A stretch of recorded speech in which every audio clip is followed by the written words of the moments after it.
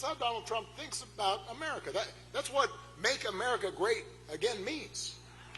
Putting people like him back in charge even when they don't know what the hell they're doing. That we are not subjects, we are citizens, defined not by race or religion or gender or sexual orientation, but by our commitment to a common creed and a willingness to accept not just the privileges, but responsibilities that come with citizenship. Even though I'm the hope and change guy, I want to be honest with them. And so I admit to them that I have cause for deep concern. I admit to them that I'm worried about how quickly basic democratic rules and norms have been weakened. I'm worried about how willing Republicans in Congress have been to abdicate their role as members of a co-equal branch of government, and how they refuse to buck the president even when they know he's out of line. Even when a lot of them privately admit that power is being abused in ways that will hurt their constituents, that will hurt the country. I worry about a Supreme Court that so far at least has shown no willingness to check this administration's excesses. Even when those actions break all legal precedent and seem to defy the bedrock principle that no one's above the law. I worry about the growing concentration of economic power in the country, with just a handful of mega billionaires and companies controlling what we see and what we hear. And I worry about how much that economic power distorts our political process. I worry about how readily, not just business leaders, but others with influence in law firms and universities, have been willing to bend the knee to this president's autocratic impulses to avoid retribution or protect profits or just to avoid controversy. But what I also tell people who ask, what I remind them, is that this contest of ideas, it's not new. America's always had competing stories about who we are and what this nation stands for. The first story says, we the people mean just some of us. That in order to qualify, you've got to be the right color, you've got to come from the right family, you've got to worship the right way. It says that even though we got rid of a king, that was the whole point of the revolution, there's still a caste system in America, a pecking order of who makes decisions and who obeys, who gets opportunity and who is obliged to serve. And that story is policed by fear and by force. And it tries to convince people that for their group to win, another group's got to lose. It tries to convince people that if somebody doesn't look like you or doesn't think like you or practice religion exactly the way you do, they must be a threat to your way of life and need to be put in their place. That's how Donald Trump thinks about America. That's what make America great again means. Putting people like him back in charge even when they don't know what the hell they're doing. Now, so that's one story, and that story's been part of America.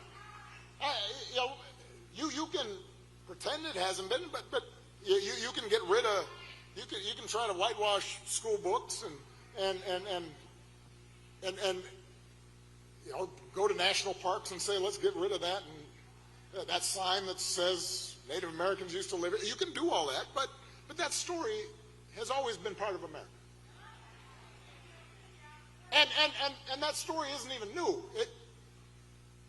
It isn't even uniquely American. For most of human history, it's the way society worked. There was a hierarchy. and there were lords, and then there were peasants, and some people had everything, and some people had nothing. There are all kinds of countries that still operate that way. And for a long time, that story of caste and privilege and concentrated power was the law of the land in America. For decades. If you looked like me, you were property.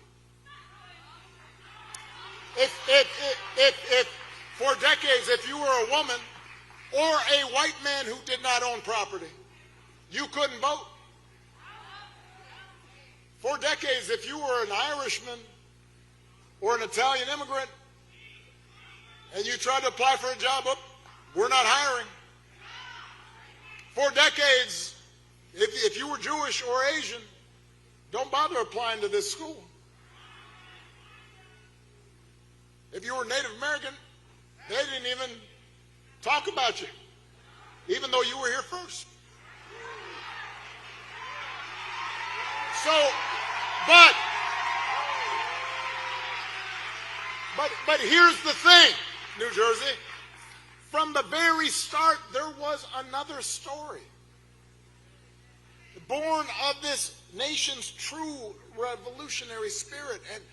And that story says, we the people, means what it says, that all of us are included. That we are not subjects, we are citizens. Defined not by race or religion or gender or sexual orientation, but by our commitment to a common creed and a willingness to accept not just the privileges, but responsibilities that come with citizenship.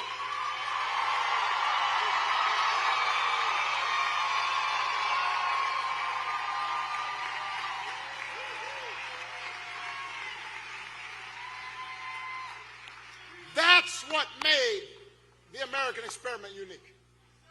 Not just the size of our economy, not just our military might. It was that idea that you could get people from every corner of the globe, and they could come here and decide, you know, I pledge allegiance to this flag. I will defend this country. I will make a life for myself here, and we could all get along. That's what made America special.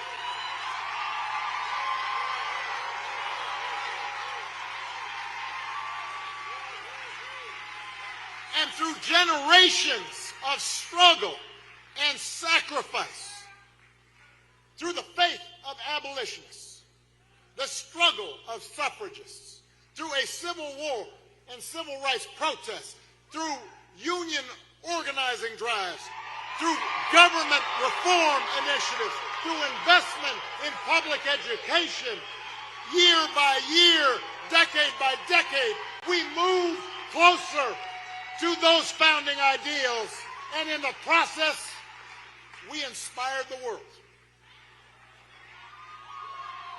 That's the story I believe in, New Jersey.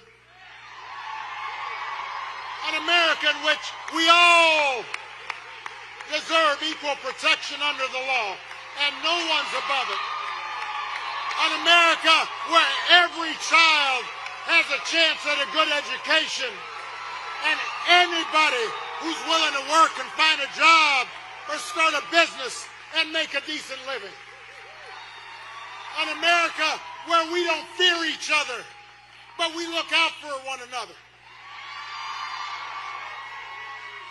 And we find ways to work together.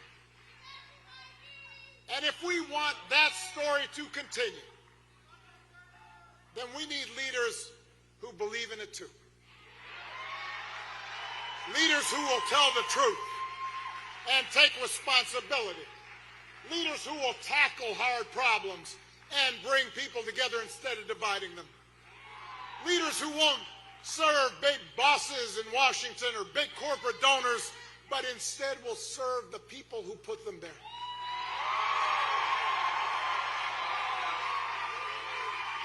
New Jersey, we need leaders like Mikey Sherrill.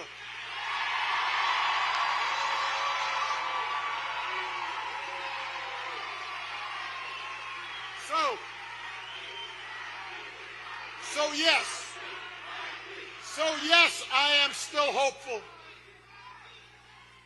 Yes, I still believe our best days are ahead of us. But here's the thing, New Jersey, even somebody as tough and talented as Mikey can't make it happen alone.